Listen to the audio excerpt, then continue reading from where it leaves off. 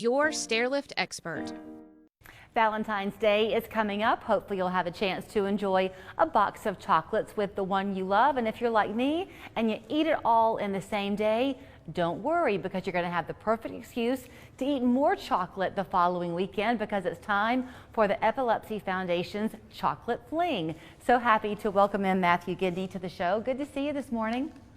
Hey, thanks for having me. Good morning. So, like everything else in the world right now, you've had to pivot, as they say, and go with a virtual event this year for the Chocolate Fling. But it sounds like a really fun idea.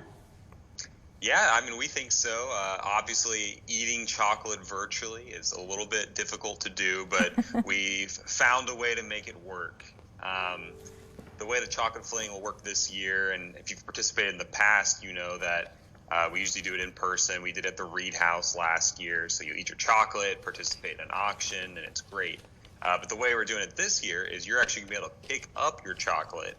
The day of the 20th is the day we're having the fling. So that morning from 9 to 1 p.m., you'll be able to pick up your chocolate at the AT&T Stadium where the Lookouts play. And then with your chocolate in hand, you can go home and tune into the Chocolate Fling from 6 to 7 on Zoom.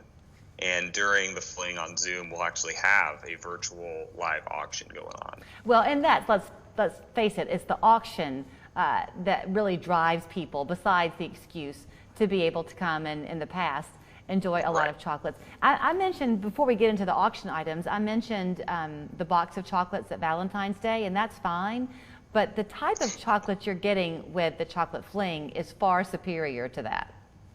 Well, it's true. And I mean, the best thing about the chocolate that we're providing at the Fling is it's all from local chocolatiers. So you're going to be supporting your local businesses, local stores here. A lot of good chefs are putting a lot of creativity and work into the dishes they're presenting. Right. And you are going to be able to vote for whoever you think did the best job, because we'll actually have a contest to see who the top chocolatier is. So that'll be another fun thing to do at the end of the Fling.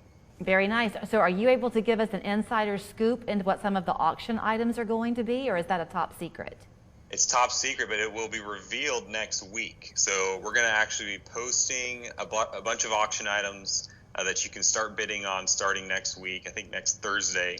And then that auction will go live till the 18th, and then there'll be a few special items that we'll present the night of for a live auction. So is there time then, Matthew, if you're watching today and you happen to be someone who would want to donate something to the auction, can they do that?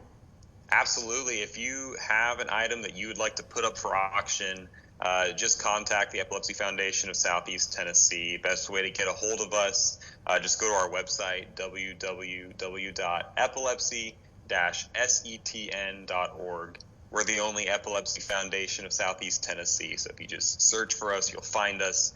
Reach out to us and let us know. We'd love to feature whatever it is you'd like to present, as small or big as you would like. Well, you took me right where I was going to go, so thank you for that, because I wanted now to get into the why of why this event is always so important, because you are the only resource for folks in our area.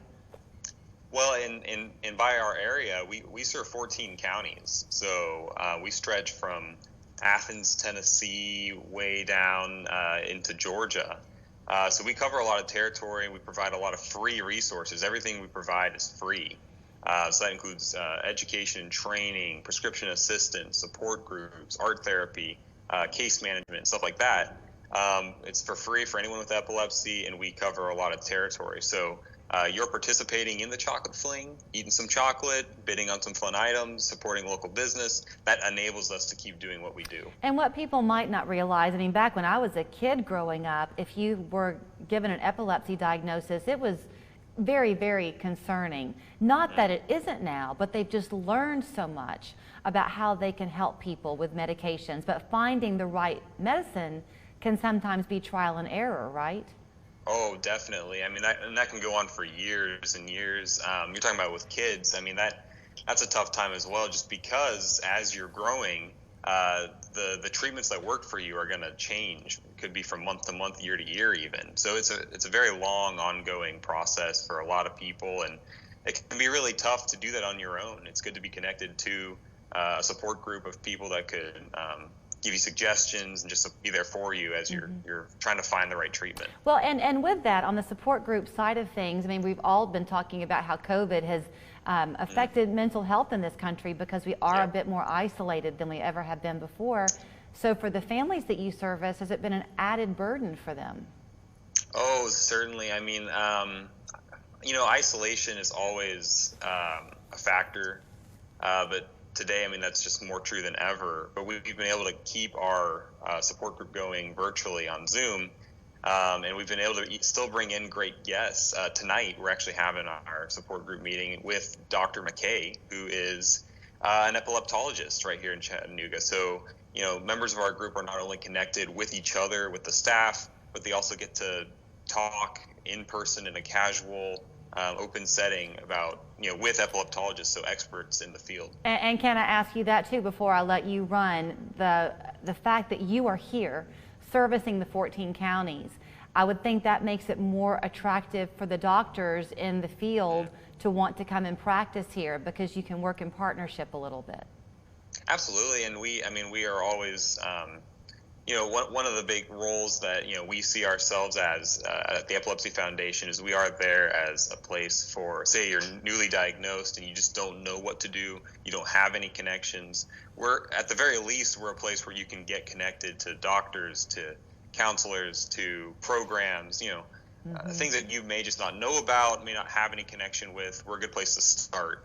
We hope that we can be more than that, but at the very least, we hope we can do that. Okay, so with the Chocolate Fling, you pick the chocolates up on the 20th, but you have to go ahead and let people know you're wanting to come and buy, right? Do you buy a ticket in advance?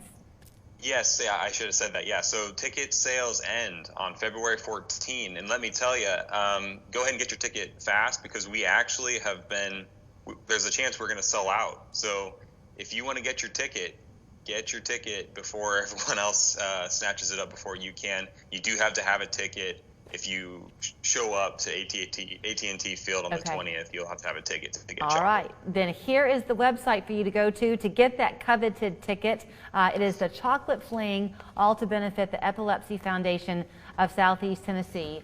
As Matthew said, the tickets, by the way, are a sliding scale, so anywhere from $25 to $50. The live event happens virtually 6 to 7 p.m. on February 20th. If you go to epilepsy-setn.org, you can get your ticket. Thank you, Matthew. Hey, thank you for having me. Always good to talk to you. West Yellowknife Trading Post has everything under the sun. Kitchen sinks, $129. Granite farmhouse sinks, $269. Kitchen faucets, starting at